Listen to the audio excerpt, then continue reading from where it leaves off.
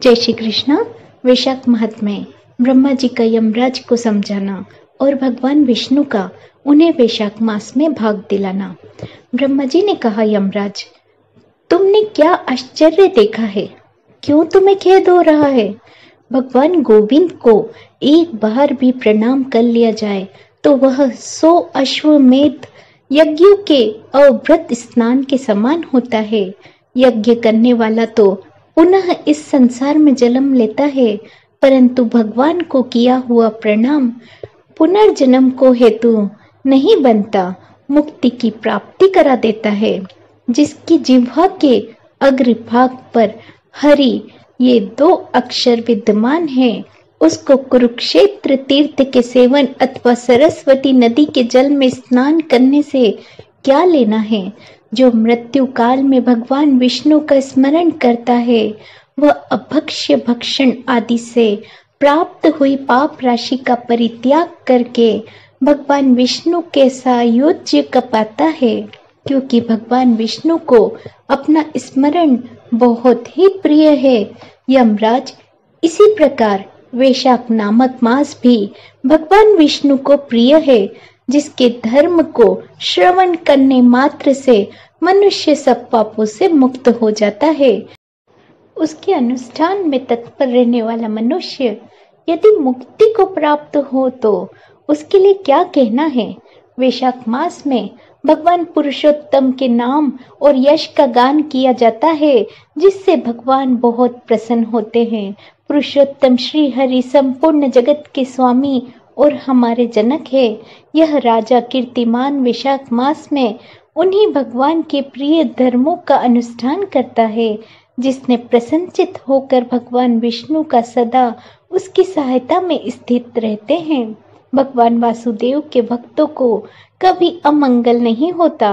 उन्हें जन्म, मृत्यु, जरा और व्याधि का भय भी नहीं प्राप्त होता। कार्य में नियुक्त किया हुआ पुरुष यदि अपनी पूरी शक्ति लगाकर स्वामी के कार्य साधन की चेष्टा करता है तो उतने से ही वह कृतार्थ हो जाता है। यदि शक्ति के बाहर का कार्य उपस्थित हो जाए तो स्वामी को उसकी सूचना दे दें। उतना कर देने से वह उन्नत हो जाता है और सुख का भागी होता है।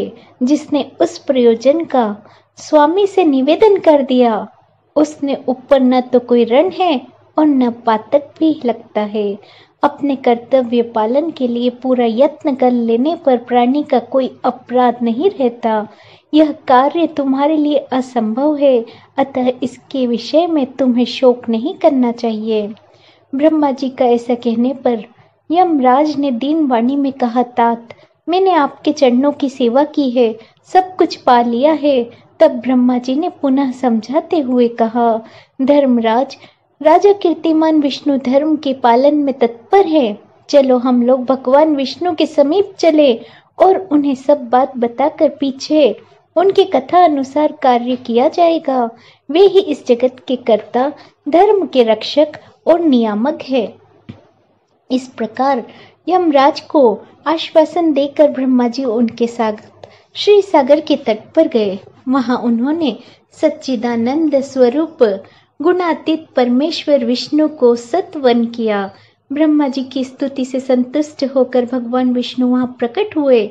यमराज और ब्रह्मा जी ने तुरंत ही उनके चरणों में मस्तक झुकाया। तब भगवान महाविष्णु ने मेघ के समान गंभीर वाणी में उन दोनों से कहा, तुम लोग यहाँ क्यों आए हो? ब्रह्मा जी ने कहा, प्रभु, आपके श्रेष्ठ भक्त राजा कीर्तिमान के शासन काल में सब मनुष्य वैशाख धर्म के पालन में संलग्न होकर आपके अविनाशी पद को प्राप्त हो रहे हैं। इससे यमपुरी सुनी सुनी हो गई है। उनका ऐसे कहने पर भगवान विष्णु हंसते हुए बोले, मैं लक्ष्मी को त्याग दूंगा। अपने प्राण, शरीर, श्रीवस्त्र, कौस्तुभ मुनि, वैजंतीमाला, श्वेत द्वीप, वैकुंठ धाम, शेर सागर, शेषनाग तथा गरुड़ जी को भी छोड़ दूंगा, पर अपने भक्त का त्याग नहीं कर सकूंगा, जिन्होंने मेरे लिए सब भोगों का त्याग करके अपना जीवन तक मुझे सौंप दिया है। जो मुझ में मन लगाकर मेरे स्वरूप हो गए हैं, उन महाभाग भक्तों को मैं कैसे त्याग सकता हूँ। राजा कीर्तिमान को इस पृथ्वी पर मैंने 10,000 वर्षों की आयु दी है, उसमें से 8,000 वर्ष व्यतीत हो चुके हैं। शेष आयु बीत जाने पर उसे मेरा सायुज्य प्राप्त होगा। उसके बाद पृथ्वी पर बेन नामक दुष्टात्मा राजा होगा, जो संपूर्ण वेदाक्त महाधर्मों का लोप कर देगा।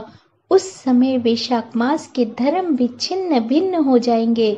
बेन अपने ही पाप से भस्म हो जाएगा। तत्पश्चात मैं पृथु होकर पुनः सब धर्मों का प्रचार करूंगा। उस समय लोगों में वैशाख मास के धर्म की भी प्रसिद्धि करूंगा। सहस्त्र मनुष्य में कोई एक ऐसा होता है जो मुझ में अपने मन प्राण अर्पित करके अपना सर्वस्व मुझ पर समर्पित कर देता है और मेरा भक्त हो जाता है। जो ऐसा होता है वही मेरे धर्मों का प्रचार करता है। इस वैशाख मास में भी मैं वैशाख धर्म में तत्पर रहने वाले महात्मा पुरुषों को तथा राजा के द्वारा समय अनुसार तुम्हारे लिए भाग दिलाऊंगा। लोक में जो कोई भी वैशाख मास का व्रत करेंगे वे तुम्हें भाग देने वाले होंगे और उनके वैशाख मास में बताए हुए महाधर्म के पालन में तुम कभी विघ्न न उपस्थित करना। यमराज को इस प्रकार आश्वासन देकर भगवान विष्णु वहीं अंतर ध्यान हो गए और ब्रह्मा जी भी अपने सेवकों के साथ सत्य लोक को चले गए। उनके बाद यमराज भी अपनी पुरी को पधारे। वैशाख मास की पूर्णिमा के पहले धर्मराज के उद्देश्य से जल से भरा हुआ घड़ा दही अन्न देना चाहिए। उसके बाद पितरों गुरुओं भगवान विष्णु के उद्देश्य से शीतल जल दही अन्न पान दक्षिणा फल के साथ कांसे की पात्र में रखकर ब्राह्मण को देना चाहिए।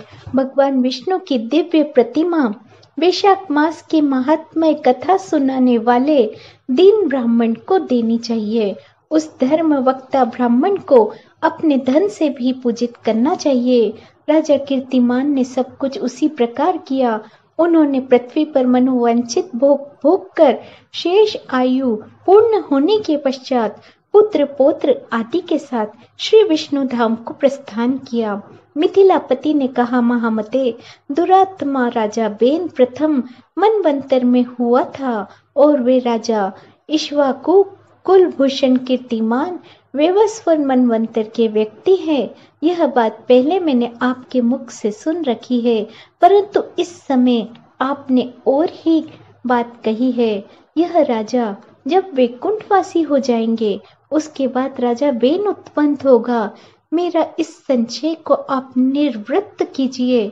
शुद्धदेव ने कहा, राजन, पुराणों में जो विषमता प्रतीत होता है वह युग भेद और कल्प भेद की व्यवस्था के अनुसार है। इसलिए कहीं कथा में समय की विपरीतता देखकर उसके अप्रामाणिक होने की आशंका नहीं करनी चाहिए। जय श्री कृष्ण।